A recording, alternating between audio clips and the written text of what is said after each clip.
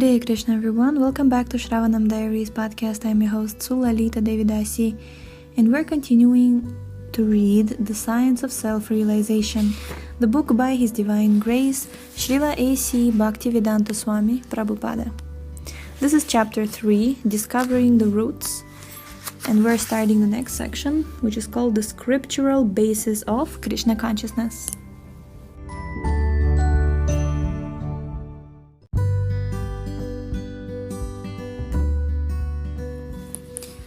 On January 11, 1970, an article in the Los Angeles Times reported that faculty members at the University of California at Berkeley, including Dr. J.F. Stahl, professor of philosophy and South Asian languages, had turned down a request to grant credit for an experimental course in Krishna consciousness to have been taught by Hans Hare, president of the Hare Krishna movement's Berkeley Center.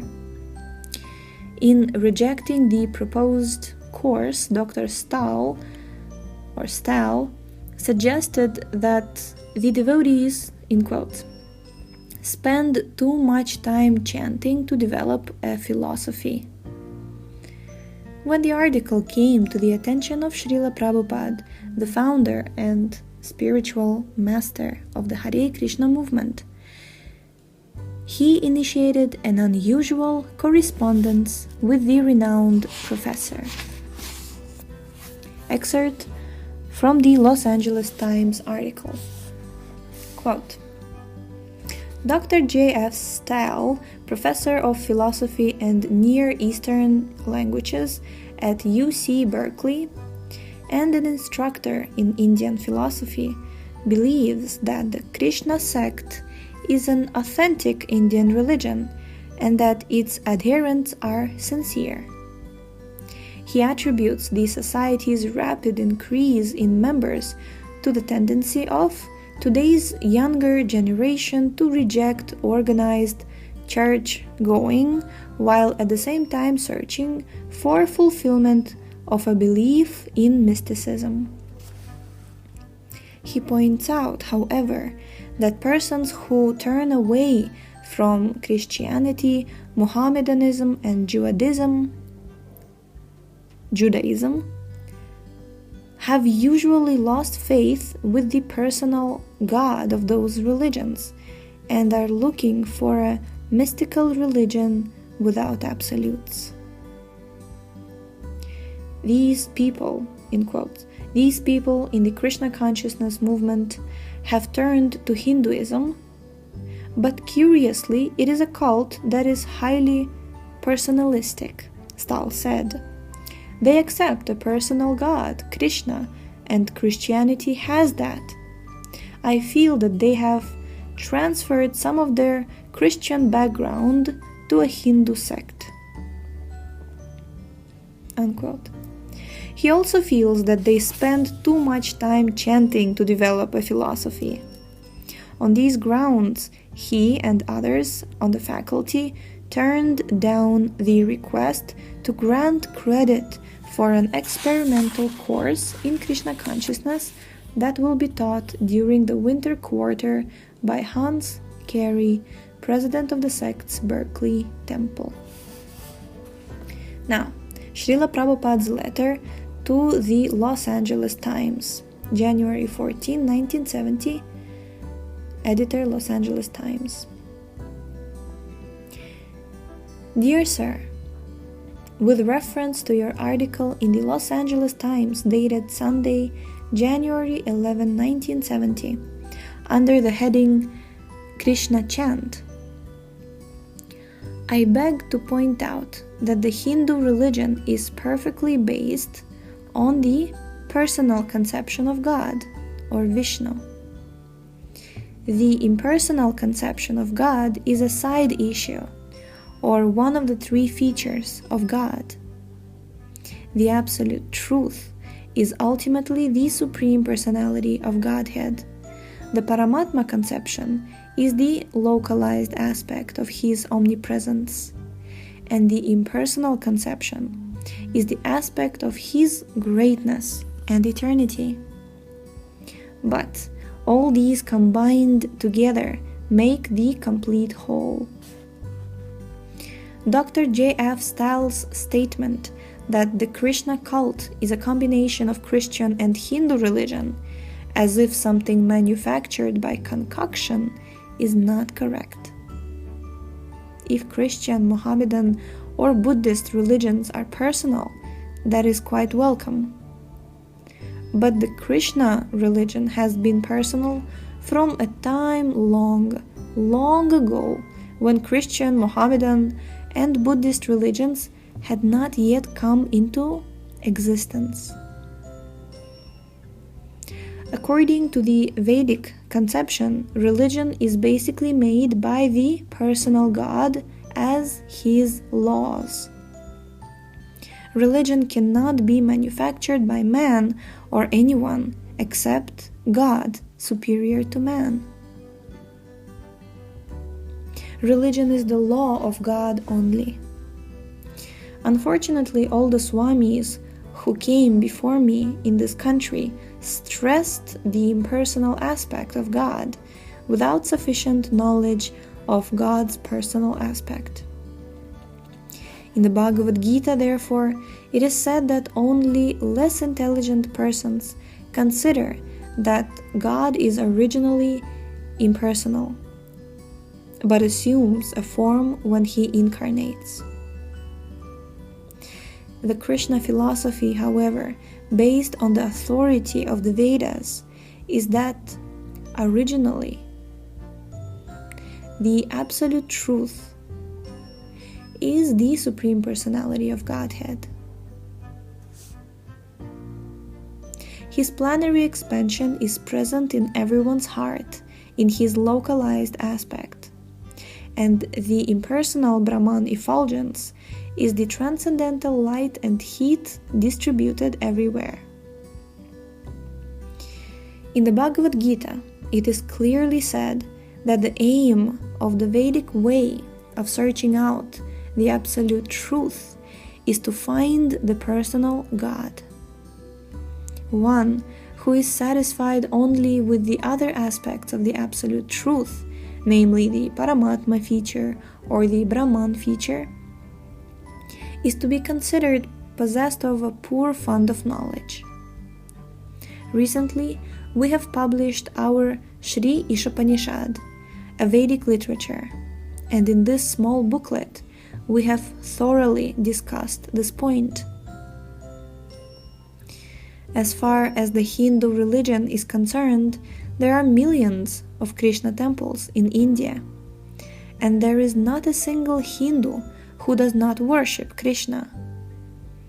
Therefore, this Krishna consciousness movement is not a concocted idea.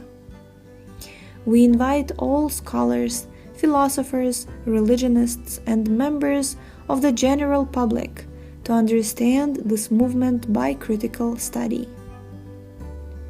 And if one does so seriously, one will understand the sublime position of this great movement. The chanting process is also authorized. Professor Stahl's feeling of disgust in the matter of constant chanting of the holy name of Krishna is a definite proof of his lack of knowledge in this authorized movement of Krishna consciousness. Instead of turning down the request to give Carey's course credit, he and all other learned professors of the University of California at Berkeley should patiently hear about the truth of this authorized movement so much needed at present in godless society. In brackets, credit for the course was later established. Jai. This is the only movement which can save the confused younger generation. I shall invite all responsible guardians of this country to understand this transcendental movement and then give us all honest facilities to spread it for everyone's benefit. A.C. Bhaktivedanta Swami, Spiritual Master of the Hare Krishna movement. There was a response from Dr. Stahl. January 23rd, the exchange between Srila Prabhupada and Dr. Stahl. January 23rd, 1970, Swami A.C. Bhaktivedanta. Dear Swamiji, thank you very much for sending me a copy of your letter to the Los Angeles Times, now also published in the Daily Californian. I think you will agree with me that apart from publicity, little is gained by discussing religious or philosophical issues through interviews and letters in the press. But allow me to make two brief observations. First, I know that devotion to Krishna is old, though definitely not as old as the Vedas, and has never been influenced by Christianity, Islam, or Judaism. In quotes, I never referred to Buddhism in this connection. The differences between the personal and the impersonal are relatively vague, but adopting this distinction for simplicity, I expressed surprise at seeing people who have grown up in a Western culture which stresses the personal take to an Indian cult which does the same. I am less surprised when people who are dissatisfied with Western monotheism take to an Indian philosophy which stresses an impersonal absolute. Second, I never expressed nor felt disgust at the chanting of the name of Krishna. I am not only not irritated at it, like some people, but I rather like it. But it is an indisputable fact that the Bhagavad Gita, not to mention the Vedas, does not require such constant chanting. The Gita deals with quite different subjects, which I treat at some length in my courses on the philosophies of India. Thanking you, yours sincerely, J.F. Stahl, Professor of Philosophy and of South Asian Languages. Okay, so what is the reply? January 30, 1970. J.F. Stahl, Professor of Philosophy and of South Asian Languages, University of California, Berkeley, California. My dear Professor Stahl, I thank you very much for your kind letter dated January 23, 1970. In the last paragraph of your letter, you have mentioned that you are not irritated at the chanting of the Hare Krishna mantra, like some people, but rather like it. This has given me much satisfaction, and I am sending herewith a copy of our magazine Back to Godhead, issue number 28, in which you will find how the students at a program at Ohio State University liked this chanting of the Hare Krishna mantra, although all of them were neophytes to this cult of chanting. Actually, this chanting is very pleasing to the heart and is the best means of infusing spiritual consciousness or Krishna consciousness into the hearts of people in general. This is the easiest process of spiritual realization and is recommended in the Vedas. In the Brihandaradya Purana, it is clearly stated that it is only chanting of the holy name of Hare, Krishna, that can save people from the problems of materialistic existence. And there is no other alternative, no other alternative in this age of Kali. Western culture is monotheistic, but Westerners are being misled by impersonal Indian speculation.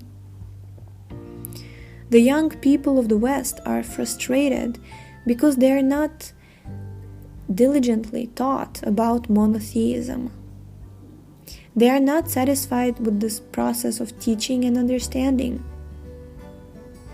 the Krishna consciousness movement is a boon to them, because they are being really trained to understand Western monotheism under the authoritative Vedic system. We do not simply theoretically discuss. Rather, we learn by the prescribed method of Vedic regulations.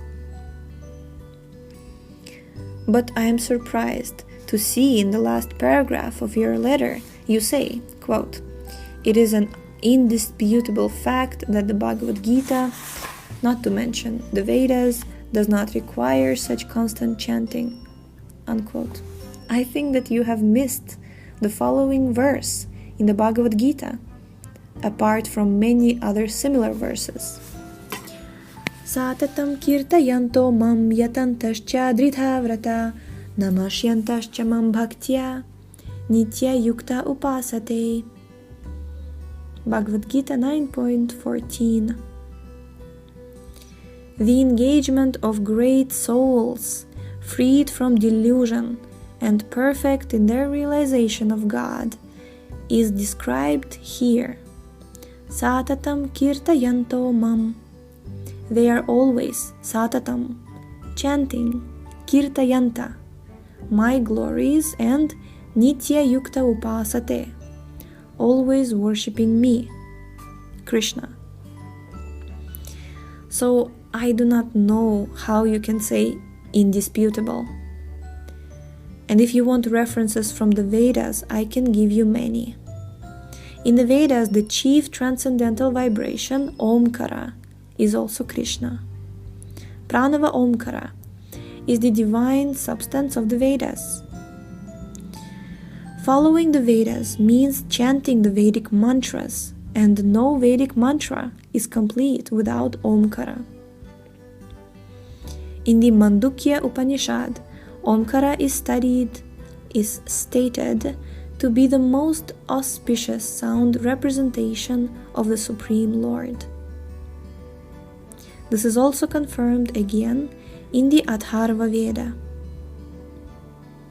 Omkara is the sound representation of the Supreme Lord and is therefore the principal word of the Vedas. In this connection, the Supreme Lord Krishna says, Pranava Sarva Vedeshu. Quote, I am the syllable Om in all the Vedic mantras. Bhagavad Gita 7.8. Okay, we're going to stop here for today. It's it's a decent reply, and there will be a further reply from Dr. J.F. Stahl. It's a long conversation. It's interesting to read. So we shall continue tomorrow. Thank you so much for tuning in today. The link to this book is in the description. Please check out our website, shravanamdiaries.com, and we shall see you next time. Hare Krishna.